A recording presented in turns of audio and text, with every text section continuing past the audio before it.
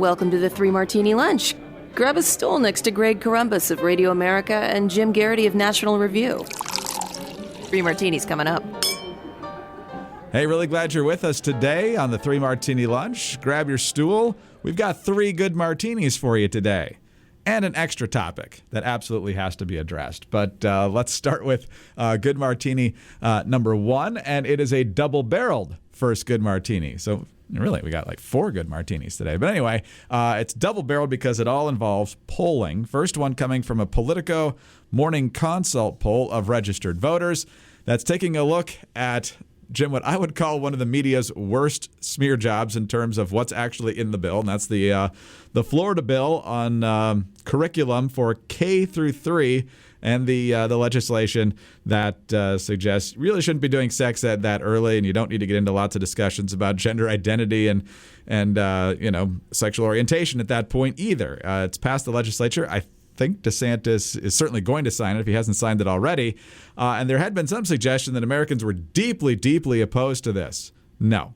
Politico Morning Consult showing that by a 51 to 35% margin, people support a level of restricting discussions of sexual orientation and gender identity before the 4th grade.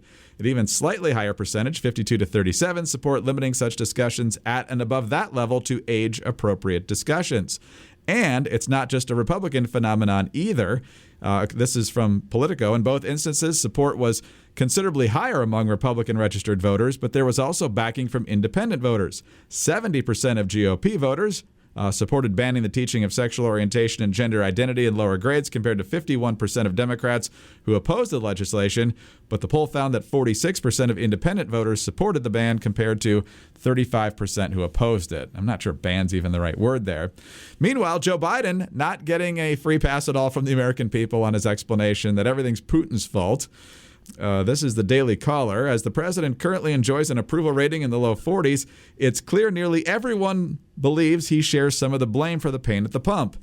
In an ABC News poll conducted over the weekend, a whopping 70% of Americans disapprove of the president's handling of massive gas prices.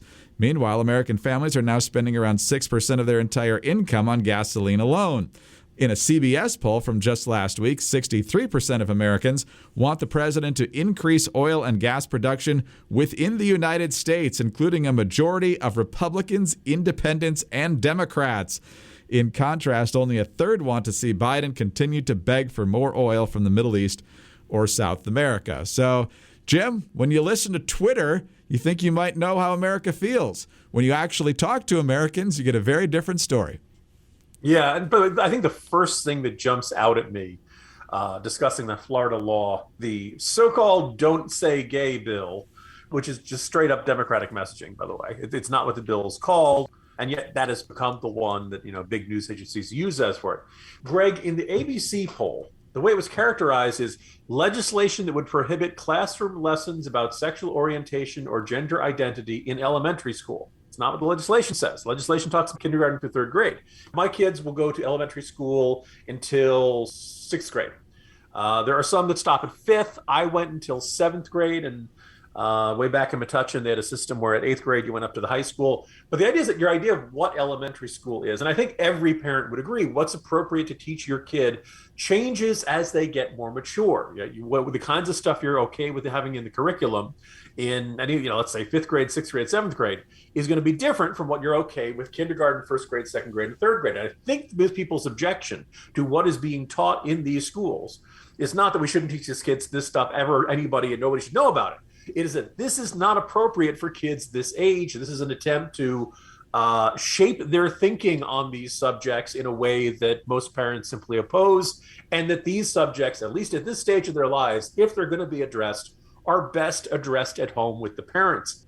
Very straight up, and I think ABC is doing it both the entire world a disservice by not making this clear in its polling question, because there are probably a whole bunch of people who say, hey, I'd be okay with it at 6th graders, but I'm not okay with it for kids. I think, in fact, very few people would say, yes, I'm totally okay teaching that stuff about kindergarten through 1st grade. It's unsurprisingly, once you put that in the question, and I went and I checked it up, Morning Consult does get a very different result than the ABC News poll does. In terms of Biden and energy, again, I just kind of feel like this is one that Biden is peeling off the Band-Aid very, very slowly. At some point, the political pressure is going to become untenable, particularly in a midterm election year. He's going to get more and more Democrats saying that it is absolutely necessary to start developing our own natural resources and developing our own oil and gas. Yes, it won't come online immediately, but this will help hold down prices in the future. You never know what's going to happen in the future. You never know if there's going to be some other conflict. The Middle East could have a conflict. There could be other factors that cause oil prices to go up. Therefore, it makes a lot of sense to develop what you have. And oh, by the way, thanks to fracking, we can do it with a much smaller footprint. Clean, natural gas can be much cleaner these days. There are all kinds of steps we can take to make them more environmentally friendly. If the environmentalists would simply play ball with us and give a little bit of ground here, I think Biden is going to have to surrender. But perhaps you could say better for Republicans. He's going to be dragged kicking and screaming to do this in order to maximize the political pain that Democrats end up feeling because of it. Yeah, I feel like the environmentalists are one of those constituencies, kind of like the abortion issue, where they do not allow much wiggle room. I think you're right that Biden's going to have to move in that direction. If he can read a poll, or his staff can, he's not going to take a big hit for it, obviously, if a majority of Democrats want greater domestic energy exploration and production. But the donor base, they don't love that. They're not gonna forgive that anytime soon. So they're some of the loudest and the wealthiest people that give to the Democratic Party. So he's going to face a lot of pressure, even though it's obviously the right thing to do. All right. Well, obviously, another right thing to do is to be prepared, whether you spend a lot of time in the outdoors or you just want to have gear on hand that helps you in a survival situation. How are you going to find your new favorite piece of outdoor gear? Well, if you sign up for a Battlbox, you don't have to worry about that because it finds you. Oh, no, this is a truly cool sponsor for our podcast. Battlbox is your go-to monthly subscription for hand-picked outdoor survival and everyday carry gear. Getting the best gear for yourself not only takes time, but it can be incredibly expensive. Trust me, my son is into this stuff, and none of this stuff is cheap. That is why Battlbox brings you name brand, high quality products every month at half the price they would cost on their own. You just pick the box that works for you and get tested and vetted products that you can trust, that are selected by an expert team of outdoor professionals, from an Aquapod emergency water kit to an atomic bear survival bivvy. You have to worry about those atomic bears. Delivered right to your doorstep each month. Battlbox has shipped more than 1 million boxes since 2015 and has been featured everywhere from the New York Times to Survivor's Edge. Find out why outdoor enthusiasts call Battlbox the best gear I never knew I wanted. Yeah, Jim and I have both received the Battlbox. The quality of the gear is amazing. The ability to filter your own water on the spot, that's huge, because if you drink stream water, that much I do know from my scouting days, that can do a number on your digestive system. Also, it's got a heater in there, at least the one I got, as well as a knife and a metal sheath. Very cool gear, whether you spend a lot of time in the woods or you just want these things to have on hand at your home. Fantastic. So sign up, receive, survive. What are you waiting for? Don't miss another Battlebox mission. And from now until March 31st, get a free mystery box worth more than $115 with any new subscription at trybattlebox.com/martini. That's a free mystery box worth at least $115 right now at trybattlebox.com/martini. Let's spell that because they leave out the E. It's trybattlebox.com/martini. Trybattlebox.com/martini. All right, Jim, on to our second good martini now. And they often say that the states and local governments are the laboratories for democracy. And sometimes you just get a really great common sense idea. And when you hear it, you're thinking, why was this ever the policy in the first place, and why haven't we changed this a long time ago? So Larry Hogan, the Republican governor of Maryland, getting close to the end now of his second term, and he has decided that it's nonsensical now to mandate 4-year college degrees for most positions inside the Maryland state government. He says it's time to open these jobs up to anyone, and if they've got experience that's relevant to the job and gives them a leg up and proves they can do the job, why shouldn't they be able to apply? He says the state of Maryland employs more than 38,000 individuals, and the Department of Budget and Management estimates that more than half of those jobs can substitute relevant experience, training, and or community college education for a 4-year degree. There are more than 300 currently open state government jobs that no longer require a 4-year degree, all of which are now listed, and he's making it available to people 25 years and older. So, Jim, obviously there are some jobs, especially in the legal department and maybe some others where you do need a degree. But in a lot of these areas, if you've been able to gather experience and be qualified to do the work, why not? Greg, I heard from some other bloggers who cover Maryland politics a bit more this morning, and they said the reaction from their Democratic or liberal counterparts was just thermonuclear. Just they were furious about this. They're outraged, like, oh my, how can Hogan do this? Ugh. And one of these bloggers observed, think about look at the state of Maryland. Think of the demographics of the kinds of people who either have these jobs or who would be qualified to take these jobs in the near future. And look at the kinds of people in the state of Maryland who would not previously be qualified for these jobs and who would be qualified for these jobs now. One demographic is very likely to live in the relatively wealthy and relatively white suburbs of Washington, D.C. in Maryland. And another one of these demographics is likely to be in the city of Baltimore, and probably more likely to be African American, more likely to be poor, more likely to be underprivileged, and more likely to have much greater economic opportunities from working for a state government in one capacity for another. So but that's one of the many ironies of this. You want really qualified people. I think everyone would agree that college education has gotten phenomenally expensive, and that cost probably keeps a lot of people who are perfectly capable of doing the coursework and getting their degrees from getting them. Well, if the point of getting a 4-year degree is to get you qualified for a, let's say, white collar job, so to speak, working in an office somewhere, but you don't actually need that degree, then why not have them actually, at minimum, give them the opportunity to apply, get them in the door, get them into the interview process, get them into a process where they have a chance at getting some of these jobs, getting a state job and being happy and productive in them. So good job, Larry Hogan. This is, the sort of reform you hope to see lots of other states adopt. We'll see how it goes. And yes, I do think that there is a bit of a class factor in the people who are tearing their hair out about this change. So just to clarify, Jim, are they mad at the idea, or are they just mad that a Republican came up with it? Oh, definitely mad at the idea. Definitely. We don't want those kind of people in our state office. Oh, jeez. Great. No, that's not a direct quote, but that was the gist this blogger was reporting. Well, as the Maryland Democrats have been doing for almost 8 years now in their best Colonel Klink voice, Hogan! Really dating myself with that one, but anyway, great show and good move by Larry Hogan. So liberals in Maryland, if there are certain people you think are not worthy of jobs, maybe you need an attitude adjustment, or maybe you just need a good night's sleep, and that's where MyPillow can come in. Great pillows, great sheets, great towels for when you step out of the shower, great slippers, and right now the fantastic deal is focused on the towels. Right now, MyPillow is offering the 6-piece towel set, regularly $109.99 for just $39.99 a set. The MyPillow 6-piece towel set is made from cotton grown right here in the United States.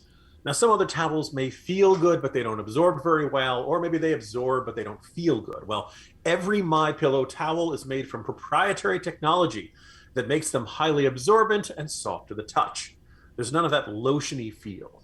Now, every MyPillow 6-piece towel set comes with 2 bath towels, 2 hand towels, and 2 washcloths. They're available in a variety of colors and sizes. They're machine washable, and they come with a 60-day money-back guarantee and a 1-year limited warranty. I love the towels. Just used them this morning, the best towel set that I have. And for a limited time, get the MyPillow 6-piece towel set, regularly $109.99 for just $39.99 with the promo code Martini. Visit MyPillow.com/Martini or call 800-874-0104. You'll also find deep discounts on all MyPillow products, including the MyPillow mattress topper, MyPillow Giza Dream Sheets, and so much more. Get your 6-piece MyPillow towel set for just $39.99 today at MyPillow.com/Martini or call 800-874-0104. MyPillow.com/Martini. All right, Jim, a momentous event yesterday on the floor of the United States Senate. Kind of odd circumstances considering almost none of the senators were there, but there were enough to get this done.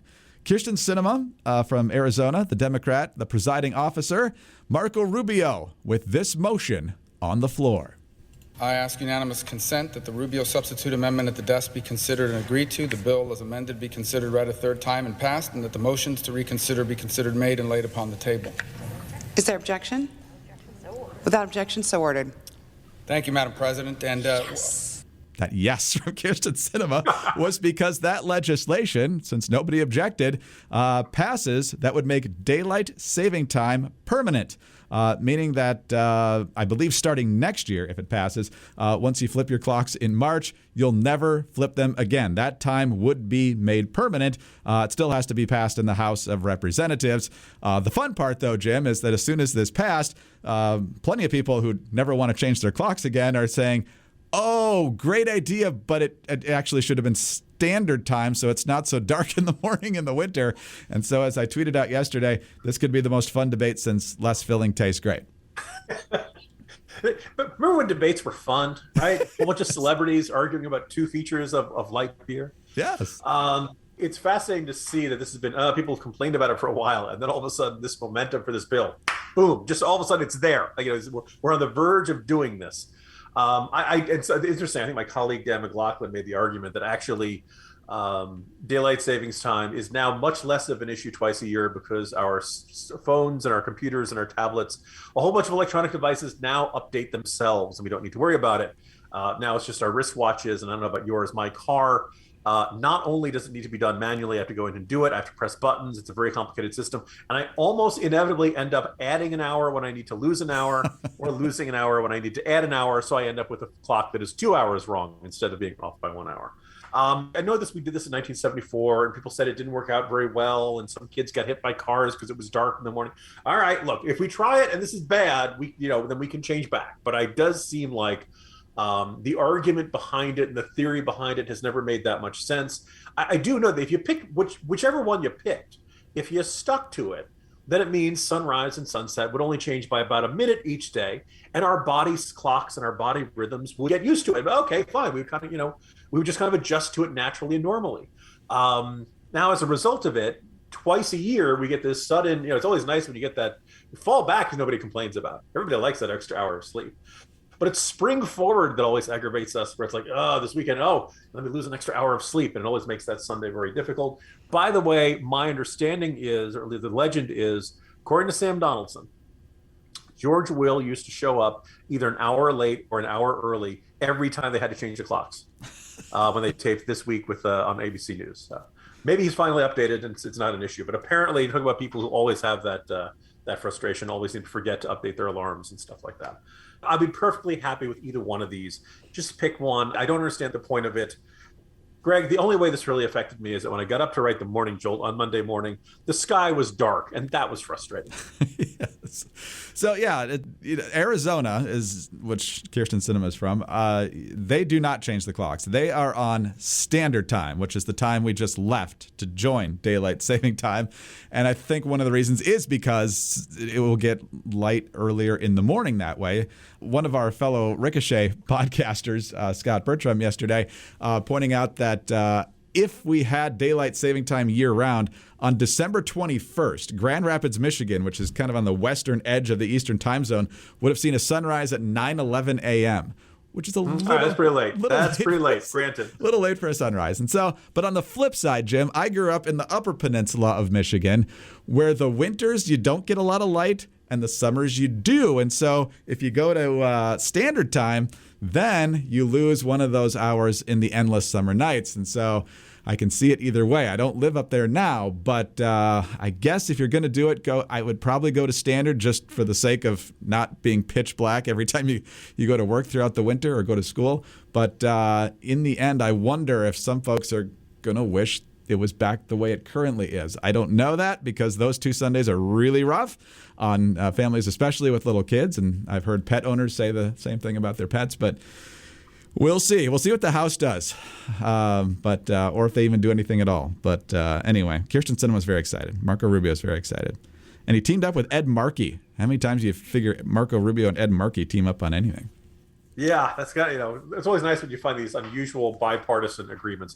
We'll see if the House adopts this. We'll see if Biden signs. By the way, wouldn't it be like the perfect cherry on top that Biden vetoes it? and it turns into like just one more liability before the midterm elections. No, because he'll think it's Delaware Standard Time, and he'll think that's a great idea. The sun is going to come up when it wants to come up. The sun is going to go down. What you do with your clocks is up to you. You get the same amount of daylight. It doesn't. Yeah, actually. exactly. There's no actual savings of daylight. It's the same amount of daylight. You're just moving your clocks. That's all you're doing. Oh, it's when you want to be awake. That's pretty much it. But speaking of Joe Biden, yesterday he was at a White House event. I'm not even sure for what, honestly. But he was on stage for 14 minutes, and let's just say he made news for all the wrong reasons. First of all, he was trying to tell everyone that Doug Emhoff, Kamala Harris's husband, has contracted COVID. And of course, Kamala Harris is the first female vice president, which makes Doug Emhoff the first second gentleman. But here is how it came out yesterday at the White House. But there's been a little change in the arrangement of who's on the stage because of the First Lady's husband contracting COVID. But look at this room and what you see. Pardon? That's right. She's fine. It's me. That's not together. The second lady, the first gentleman. How about that? The first lady's husband, that would be him, does not have COVID. Then he said the second lady, and then it was the first gentleman, neither of which exist. So, Jim, that's one thing. And then also there was Jennifer Granholm, the energy secretary, former governor of Michigan. And Biden's trying to give her a compliment by saying that she could have been a president if she hadn't been born in Canada, because you have to be born in America, of course, to become president. And this is how it all came out. Former Governor Jennifer Granholm, the Energy Department.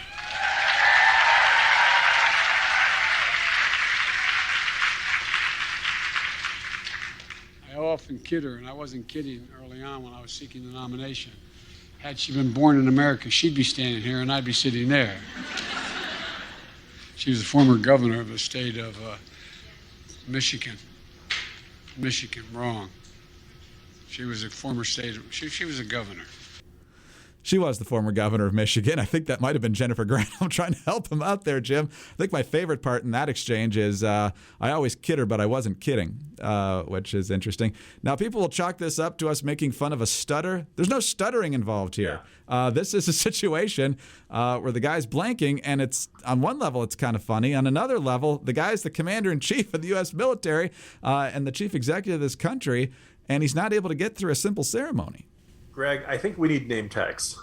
I think we need really big, large print name tags that everyone in the White House will wear around their neck all the time. So the president can turn and then say, and maybe like it is large, maybe like a cue card or something, just a couple of basic facts about them. I was indeed governor. It was indeed Michigan. No, I could not be president, stuff like that. Tag. This is kind of funny and silly. We've all had times where we've kind of mixed it up, and I think there's a part of me that doesn't love the term second husband. What was the second gentleman is what we're calling? Yes. Like, because I mean, I guess you wouldn't want to call him the second husband because he is her first. But this kind of this thing of look, I don't understand why he couldn't come out and say the vice president's husband has contracted COVID. Oh, by the way, it is March. This was said on March 15th. Beware the Ides of March. But all in all, it's not a big deal if someone gets COVID-19. He's fully vaccinated. He's under the weather. He should recover. I had it in the beginning of February. Lots of people are going to get it. They're going to be fine. It isn't necessarily blaring red neon sign news if somebody contracts COVID-19 anymore, and maybe we don't need to do it. And it sounds like he's doing fine, and we're glad to hear that. I'm much more worried about the president's memory than Emhoff having COVID-19. No, absolutely right. Those are going to be some massive name tags, Jim, for people to have to wear around their necks. Bigger print. Massive lanyards. And for conservatives in Michigan, boy, they would love to forget that Jennifer Granholm had been governor of Michigan. That was a rough 8 years. So if only we could forget. Nonetheless, the beat goes on. Jim, see you tomorrow. See you tomorrow, Greg. Jim Garrity, National Review. I'm Greg Corombos, Radio America. Thanks for being with us today. Be sure to subscribe to the 3 Martini Lunch if you don't already, and tell a friend about us as well. We'd love to have them listening to us as well. Thank you so much for your 5-star ratings and your kind reviews. Please keep those coming. Get us on your home devices as well. All you have to say is play 3 Martini Lunch podcast. As long as the government's listening and everything else you're doing, you might as well play our podcast. And follow us on Twitter. He's at Jim Garrity. I'm at Dateline_DC. Have a great Wednesday, and please join us on Thursday for the next 3 Martini Lunch. We are living in difficult times where people fear having thought-provoking conversations about pressing issues. And although we're in the midst of an information explosion, there are a lot of forces aiming to distort what's true. I created The Bill Walton Show to provide a forum for in-depth, thought-provoking conversations with leaders, artists, entrepreneurs, and thinkers. Please join me at thebillwaltonshow.com to explore what's true, what's right, and what's next.